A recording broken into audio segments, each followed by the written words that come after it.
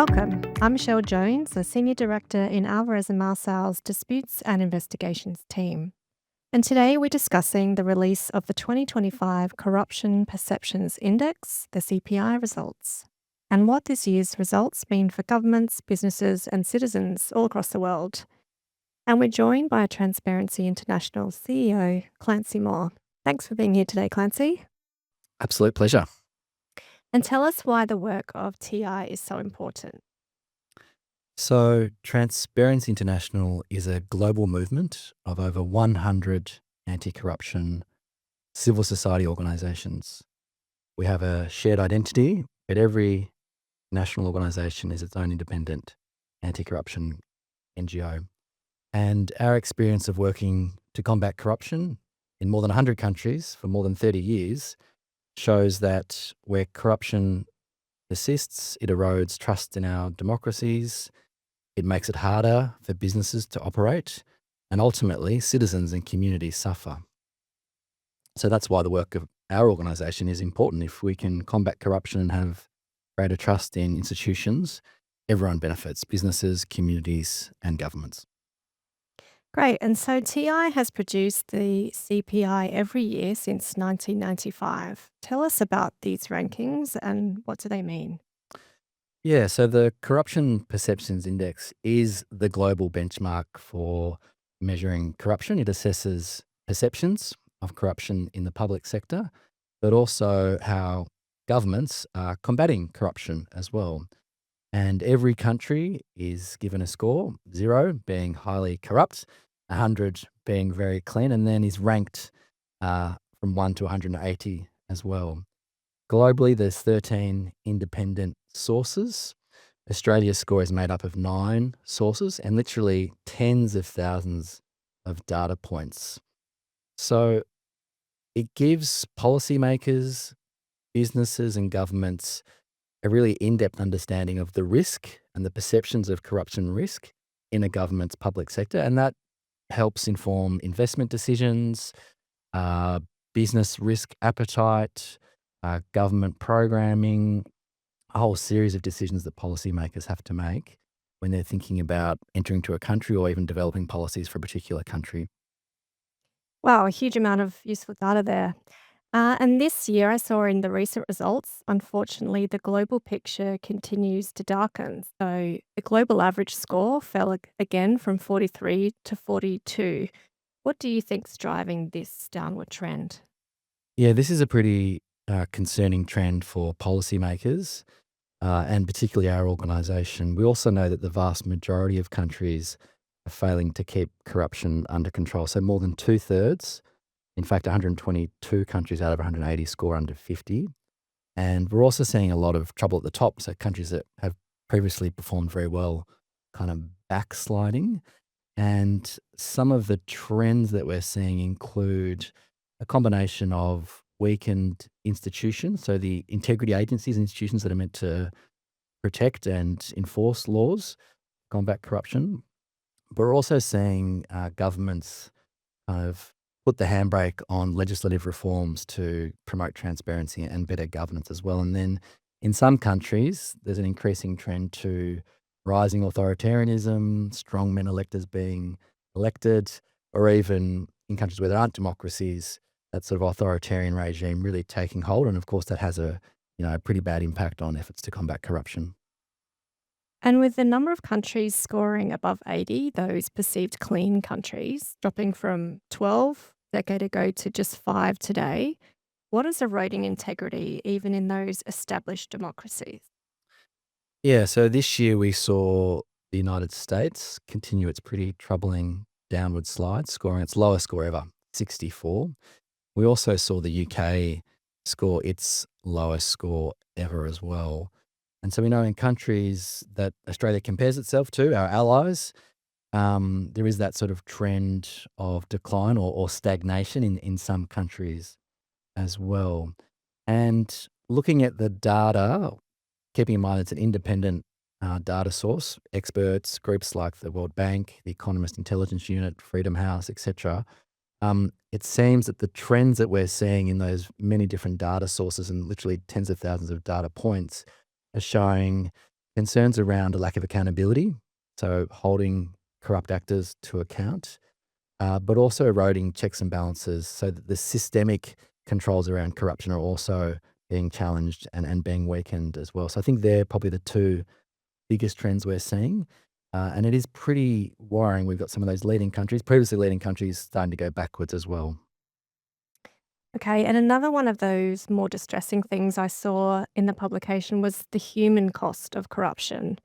TI reported that since 2012, 150 journalists have been murdered while covering corruption related stories. Let's just think about that for a minute. Individuals risking their lives simply to expose wrongdoing. Yeah, this is really, really, really troubling. We know, you know, journalists in Russia have been silenced or murdered across, Asia Pacific, parts of Africa. People are losing their lives because of standing up to powerful interests and shining a light on corruption in governments and big business as well. So this is, everyday people essentially doing their job, but not coming home at the end of the day, and basically being targeted for speaking truth to power. And although we haven't seen any journalists be murdered in Australia, we know that whistleblowers in particular have been prosecuted and charged and face significant amount of harassment. And even some journalists have had, court action taken against them and been asked to give up their sources at various times as well. So this is not good news. What we do as an organisation is try and support people that blow the whistle, uh, advocate for law reform to protect media freedoms as well.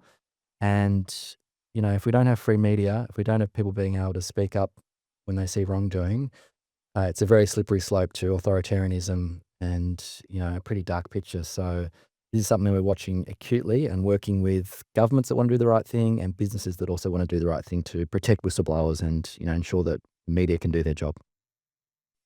And look, these aren't abstract numbers. So these are just everyday people covering topics in their countries. What sectors are they from and what are the issues they're talking about? Research shows that a couple of sectors unfortunately stand out for closer scrutiny, particularly environmental defenders, journalists, whistleblowers, human rights activists that are speaking truth to power, standing up against projects that don't have community support around natural resources. Logging and mining are particularly prone to attacks. There's data that shows over 1,000 environmental defenders have been killed since 2012, and most of these are in countries with really low scores on the Corruption Perceptions Index as well. And, unfortunately, many countries in our neighbourhood, places like the Philippines, comes to mind, which has seen a huge number of attacks on journalists and human rights defenders in recent years. Now, that brings me to thinking about the situation a bit closer to home. Australia is generally considered a stable, high democratic nation with generally high quality of life and freedom of speech. But that freedom is balanced with politics and institutional integrity. What can you tell me about Australia's movement in the scores? Yeah, so if we cast our mind back to 2012, Australia was a leader. We scored 85 on the 100-point index, and we're really leading the pack back in 2012. There was then a decade of decline. We slipped down to 73 by 2021, and that decline over that period of time was only matched by OECD nations, by Hungary. Your listeners will know, hopefully, that Hungary is a highly authoritarian regime with Viktor Orban, who's been in power there for many, many years, attacking journalists, silencing opposition, and actually using corruption as a tool to entrench his own power as well. So there was a pretty serious decline over that time. However, we have kind of turned the corner in a general trend because trends are important. So we saw off the back of the National Anti-Corruption Commission legislation passing, our score increased. And even last year we were 77 on the 100-point scale. Not doing amazingly well, but doing okay. Our goal is for Australia to be 85 or more. Uh, the federal government's Commonwealth Integrity Strategy has the Corruption Perceptions Index as one of their key performance indicators. But this year, unfortunately, we slid down 1 point to 76 and actually fell out of the top 10 to be ranked equal 12th on the global rankings. Okay, and as you say, in 24, we were in the top 10, and that was a positive sign after a difficult period where our ranking fell to around 18th place in 2021. Do you think Australia's corruption risk management has improved and then we became complacent, or is it more a case that other countries overtook us, like Germany and Iceland, made greater improvements? Yeah, I think there was a huge appetite for reform back in 2022 when the Albanese government was elected, and also some strong state government legislation taking place. We saw the government introduce legislation for the NAC, but also move on really long overdue reforms around foreign bribery, anti-money laundering laws, counter-terrorism financing laws, and a whole suite of integrity policies, including scrapping the really plagued administrative reviews tribunal, which is basically the last place of recourse where citizens can take issues federally for administration grievances. And then I think that led to an increase in the score. But I guess there is a risk that we're seeing some complacency by our federal parliamentarians and the current government federally at a time when we should be putting the pedal down, actually, and increasing our controls against corruption. We know the risks are getting worse with cyber, crypto, AI, um, foreign interference, to name a few. So actually, now is not the time to be being complacent. And actually, we want to see more reform. We want to see Australia leading the pack, be a leader globally. Mm, We should be punching above our weight. We're a middle power, and as I said before, where you have a country that can combat corruption, can reduce the risk of corruption, everyone benefits. Businesses flourish, citizens live a more dignified life, and democracy benefits. People trust their governments when they don't see corruption taking place. yeah. And obviously, the media plays a part in the public's perception. What impact do you think some of the widely reported corruption scandals have made on our results? I'm talking about things like CFMEU, the Construction, Forestry and Maritime Employees Union inquiries, and ICAC New South Wales Operation Wyvern, where Transport for New South Wales paid 340 million to companies where an employee is suspected of having a corrupt relationship. Yeah, it's important to keep in mind that the Corruption Perceptions Index is really based on expert views. So people working in risk roles for the World Bank, Freedom House, all those sources I outlined earlier. But no doubt media reports and adverse media reports feed into those perceptions. And clearly, where there are a lack of accountability, repeated corruption scandals involving, in the instances you outlined, the CFMEU, the New South Wales ICAC's investigation as well, where experts see corruption or allegations of corruption take place without any real accountability, there is a risk that corruption isn't being controlled, obviously, and then there'll be a corresponding change in the CPI score. What the data showed for Australia this year was the source that went down a lot actually looked at those issues around how are governments controlling abuses of power? How are they holding the corrupt to account? And if you think back, the preceding 12 to 18 months, there's been a lot of high profile cases. Think about robo-debt, Yeah. think about the CFMEU, travel entitlements, a lot of issues that aren't being addressed at this stage that we know about, that could be feeding into some of those perceptions from those experts that are then feeding into the score for Australia. Okay. And in relation to public examinations by ICAC New South Wales, of course, there's a balance of providing enough transparency without compromising the investigation or endangering witnesses. More broadly, do you think corruption agencies in Australia are sharing enough information on their progress? History shows that where you have greater transparency, more information in the public domain, citizens being able to see their anti corruption agencies at work, not just read about, but actually see hearings taking place, that you have greater trust in those really, really important safeguards against corruption. Now, in Australia, globally, in our region, the Pacific, anti-corruption agencies are often targeted by opposing forces, political opponents, media, the corrupt themselves, obviously.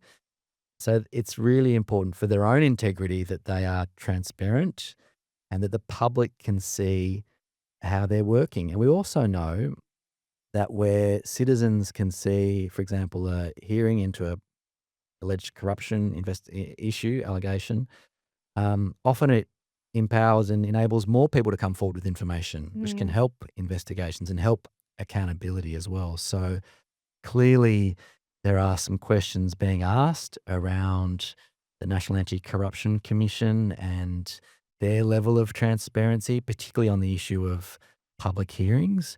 When that was introduced into the legislation at the 11th hour, we were shocked, to be honest. It wasn't in any of the exposure drafts, wasn't discussed in any of the consultations, any of the roundtables that we had with government and other stakeholders. And essentially, it was cherry-picked from Victoria's legislation. And unfortunately, that kind of last minute change has really cast a bit of a shadow, I think, and a perception and a kind of narrative around the workings of the NAC. Now, the NAC is doing a really good job on a lot of other fronts. I think that's really important to say. They're getting Yep. through a lot of cases, a lot of investigations, some that we don't know about, some that we do know about. But where citizens, people on the street, can understand, listen, view, even, see on TV perhaps, their anti-corruption agencies at work. It helps build public trust, which is really, really important for integrity agencies for all those issues that I've outlined before. But also, it helps them be more effective and more accountable to the citizens that Mm. they're representing and to the government that introduced the legislation to actually start, in the case of the NAC. The NAC's kind of journey is a really important pillar against corruption in Australia. So yeah, transparency is incredibly important for anti-corruption agencies. So, look, there's obviously a balance with how much information you provide. Would you say an increase in transparency from these corruptions agencies would change the public's perception of Australia's level of corruption and therefore maybe change the scores? Look, it's hard for me to know the exact impact that would have. Keep in mind the Corruption Perceptions Index is a composite indicator, anywhere between 9 and 13 independent sources made up of tens of thousands of different data points. We don't feed into the data, we analyze the data and then give countries a score and a rank as well. But we do know that where there is greater transparency around public hearings, investigations, that there's greater levels of trust. And particularly thinking about Australia's score and the 1 point drop, which is not huge, it's only 1 point. But that global trend of decline, we need to see more accountability, and that's what the data is showing. So where there's greater transparency in, for example, the NAC that Hmm. leads to accountability, one could argue that that would have a positive impact on Australia's score and standing on the CPI, but also with citizens, I would argue, which is actually probably more important for the health of our democracy and combating corruption. Okay. And back to this year's results, that downward movement is similar in some other Asian countries nearby, with Singapore being the only Asian country to ever appear in the CPI top 10 since inception. I'm curious, what makes Singapore different to other Asian countries? Yeah, so Singapore, a couple of things. Firstly, there's quite a low number of public sector prosecutions. They have really strong legal and legislative foundations to combat corruption, particularly at the kind of local, level, but also very, very strong enforcement as well, which is a key deterrent, but also impacts a country's perceptions on the corruption perceptions index as well. However, it's also really important to note for your listeners that the Corruption Perceptions Index looks at corruption in the public sector. Hmm. It doesn't take into account perceptions of money laundering, financial crime, uh, those sort of other crime types. And Singapore being a strong financial center, there's a lot of money going through Hmm. Singapore from Asia, the Middle East, China, the Pacific. And I think, like a lot of other financial centers, there is, a risk of financial crime there that is not picked up in the Corruption Perceptions Index score. Keeping Yep. in mind the CPI looks at public sector corruption and perceptions of how governments are tackling that as well. Okay, so a country who's got a perceived clean score could, of course, still be involved with some of those international money laundering or corruption scandals. Do you think there's an intersection between the corruption levels in the private and public sector? Absolutely, absolutely. I mean, the private sector is, often winning government contracts. Procurement is a very corrupt-prone um, sector itself. Risk to the private sector, but also governments. Even think about Victoria and our recent big build and all the procurement that's gone on there for construction and other associated infrastructure. Clearly prone to the risk of corruption, and the private sector gets entangled in that at times as well.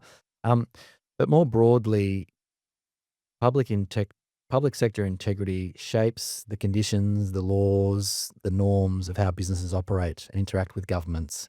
And where you have institutions eroding, the risk of bribery, collusion, preferential treatment, insider access, they all increase.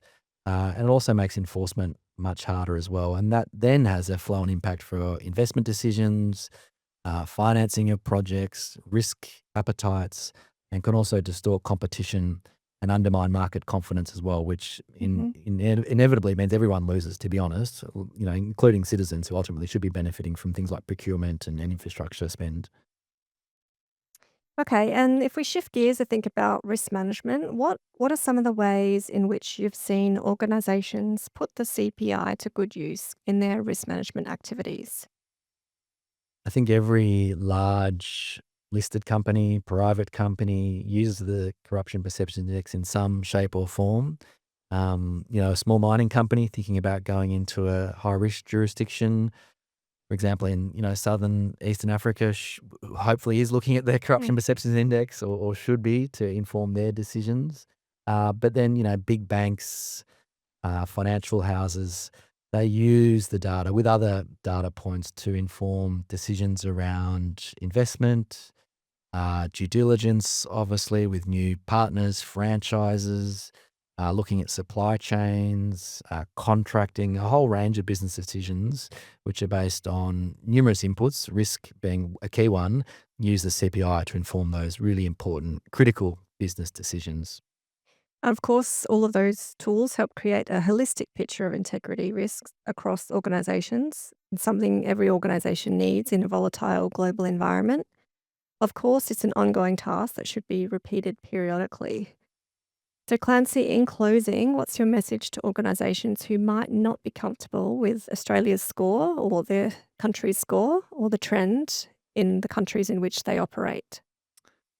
A couple of things. Firstly, the tone from the top is really, really important. So we need business leaders, boards, C suite executives really championing anti corruption, transparency, ethics across their organization. And that tone from the top sets the kind of agenda. So trickling down Hmm. to the kind of executive level and management level is really, really important.